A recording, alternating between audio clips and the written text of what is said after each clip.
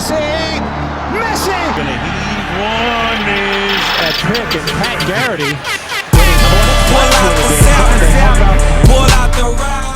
Hi ladies and gentlemen, I'm Jacob Rudner here alongside Noah Cameras and Ariel Putterman, and welcome back to dTSPN.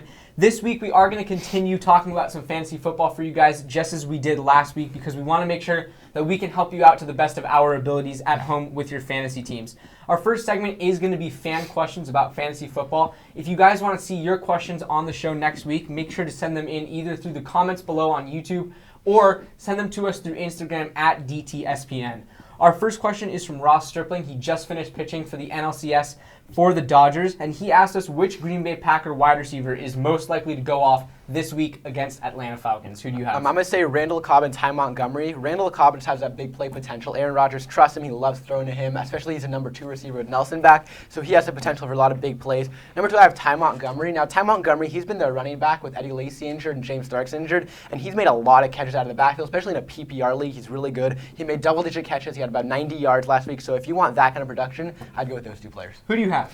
I'm going to go with the other 2 wide receivers, Jordy Nelson and Devonta Adams. I think that Jordy Nelson, when it comes to the Randall Cobb, Jordy Nelson thing, they tend to go off. Like, when one goes off, the other one cools. So we saw the first few weeks, Jordy Nelson was hot and Randall Cobb did nothing. And then the last 2 weeks, it's been the opposite. So I think that's going to face that trend again, especially against an easy Atlanta defense. And then with Devonta Adams, he had a big week last week. He had 13 catches, so I think he's going to continue that.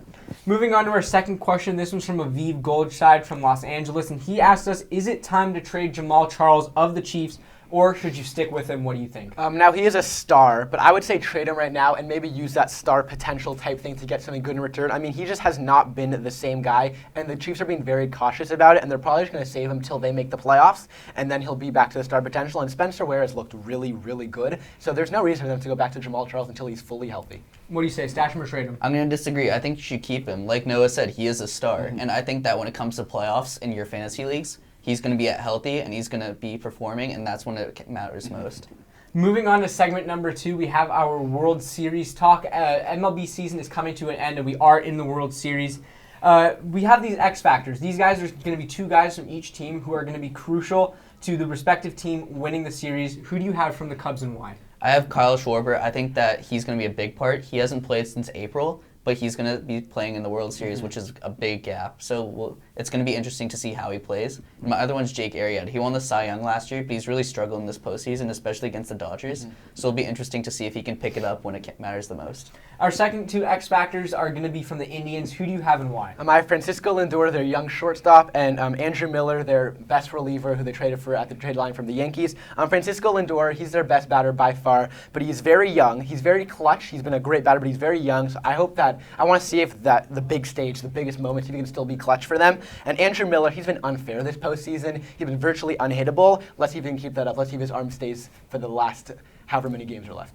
Now, what would an MLB segment be without World Series predictions? World Series going on right now. Who do you have winning it? I have the Cubs in 6. I have the Cubs in 7. And I have the Indians in 6. Moving on to our third segment of the day, we have the NBA preview. First night of the NBA was on Tuesday night with 3 games.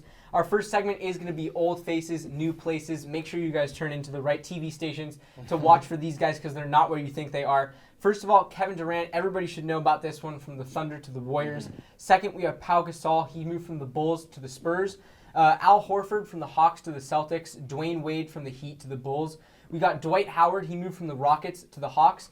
And now we're going to be moving on to our bold predictions for this NBA season.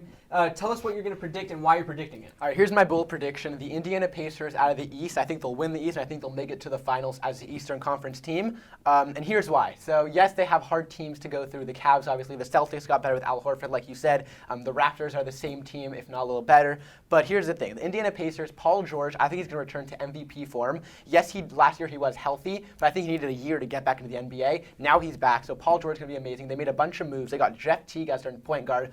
A big upgrade over George Hill. Thaddeus Young as their power forward. I love him. Miles Turner's looking at like one of the best centers in the league right now. They still have Monta Ellis, Al Jefferson, so many pieces. And I think with Paul George back to the MVP form, Jeff Teague a great 1-2 punch. I think they're going to get back to the finals. What are you predicting?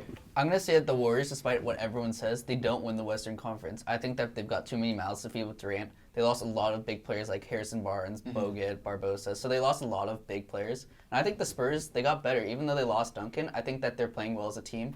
They blew out the Warriors in their first game of the season. So I think that it's going to be the Spurs, not the Warriors. And lastly, really quick, I have the Lakers making the playoffs this year. They were the second worst team in the NBA last year, winning only 17 games, but this is a different year, and here's why. This year we have D'Angelo Russell, Jordan Clarkson, Julius Randle, Brandon Ingram. All of these guys are going to be on the court this year for the Lakers. These guys are an offensive team. They can play good defense at the same time. And you know what? Also, more than that, off the court we have Luke Walton. He's their new head coach. He did great last season with the Warriors, so I think that this is going to be a good year for the Lakers, and I really do see them going into the playoffs this season. Lastly, we have, just like the MLB section, we have our finals predictions. Who's making it to the finals and who's going to win it? I have the Warriors over the Pacers. I have the Spurs over the Cavaliers. And I got the Raptors over the Spurs. Thank you guys so much for watching this week's episode of dTSPN. Make sure you guys watch our top 5 plays of the week after I let you guys go. And definitely make sure to send us in your fantasy questions either through YouTube or through Instagram. Have a good one, everybody. Matic, Hazard, he finds space for the shot. He does! He does, and Chelsea lead by 3 goals to 0. Great block by Geis. Off to Fournette. Oh my. Oh, a crushing run.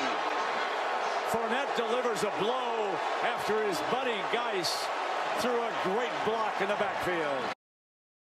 The end zone or a quick out route to try to get in field goal range. Looks like they're going to go deep. Dalton to the end zone, down the field, and it is deflected and caught! Touchdown! A.J. Green! Prayer answered for the Bengals!